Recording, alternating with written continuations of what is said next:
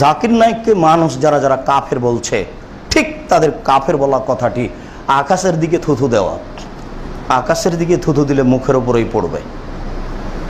অতএব জাকির নায়েককে কাফের বলে এসব মিডিয়া ঠেকানো যাবে না।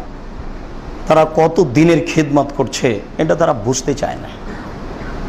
আর একজন বেধর্মী বিদ্বান, আল্লাহর একটা বড় তার প্রতি দয়া অনুগ্রহ, যে কোনো বিদ্বান তার সামনে দাঁড়ালে এত দলিল পেশ করতে পারেন যে সে বিদ্বান বুদ্ধি হারিয়ে দেয়। তো এরকম একটা সচেতন মানুষ যার খিদমত আল্লাহ কবুল করেছেন, তার খিদমতকে ঠেকানো মানে এটা একটা বোকামি। বোকামি এটা কিছু নয়। মানুষ মাত্র কোনো জায়গাতে ফতোয়ার সুবিধা অসুবিধা থাকতে পারে। আমরাও টাইকে পছন্দ করি না, উনি বলেন স্যাটেলাইটে আমি যাই, এটা আমি পছন্দ করি, এই জন্য যাই।